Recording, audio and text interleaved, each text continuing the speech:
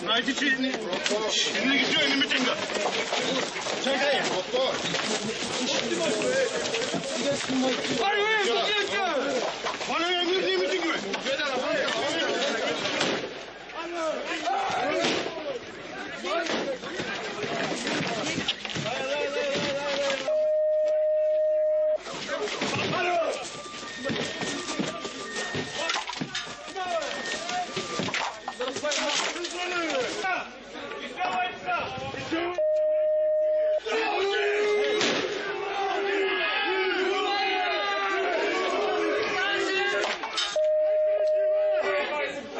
До тези батални сцени се стигна по време на протест срещу сектата Свидетели на Яхова в Бургас. Представители на ВМРО бяха организирали митинг срещу сектантското движение. Впоследствие обаче към тях се присъединиха и живеещи в комплекс Славейков, футболни запалянковци и други, където се намира и въпросния храм. Сектата години наред всява напрежение в Бургас, като най-потърпевши са живеещите в Славейков. Седалището се намира в близост до училище и родители постоянно изразяват нетърпимост и страх за децата си, тъй като е всеизвестно, че в така нареченото царство промиват мозъците на непълнолетни и психически слабите. Корака, нашите деца тук растат и просто... 10 години е цялата работа. Просто няма думи, кора кажа. Протестираме против тези хора, които са вътре, протестираме против техните лидери, които украдаха душите и живота на много невинни българи.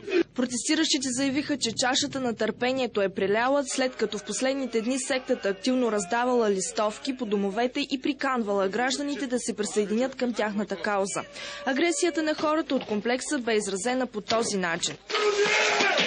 По сградата хвърчаха пиратки и димки.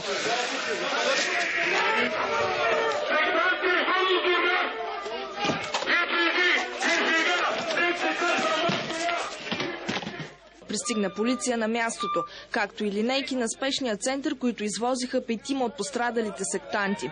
Някои от протестиращите бяха отведени във второ РПУ за разпит. В сградата на Свидетели на Яхова се бяха събрали последователи, тъй като празнували Великден по своите изкривени канони. Ние искаме да честваме смъртта на Исус Христос, т.е. да разберем стойността на жертвата на Исус.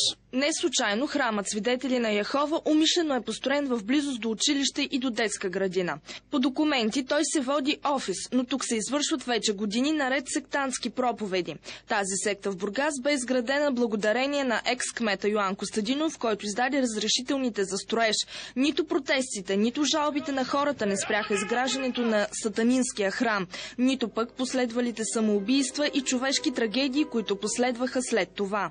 Много хора изпитваха неимоверен ужас. Бяха тръгнали по училищата и принуждавали малки деца, 4-5 клас, да се самоубият до края на часовете, и това го имаме на записи, аз съм ги пущал тези по телевизия СКАТ, ако не, ще убият родителите им. Тогава успяхме да спасим 2 дечица. Едното беше Станимира, която вече е 20 няколко годишна. При няколко години аз срещнах с нея, тя още не може да изживее кошмара. Тогава насилието спрямо нея и майка, и тя живееше сама с майка, и майка беше обикновена работничка в тук една фабрика, чукаха им по вратата, заплашваха ги. Тази организация, наименованието е Ехова. Драги майки, драги скъпи родители, пазете вашите дечица. Не успях да опазя моето дете. Това, което мога да кажа за свидетелите на Ехова е, че може да се каже, че лично съм пострадал от тях. Преди няколко години мой много близък приятел, само за 2 или 3 години, след като се подлъга и беше подлъган да влезе в тази секта, всъщност аз не мога да нарека и секта. Това е някакъв бич за обществото. Само за 2-3 години той стана друг човек, промени се и в крайна сметка стигна до пагубното за него решение да се самоубие.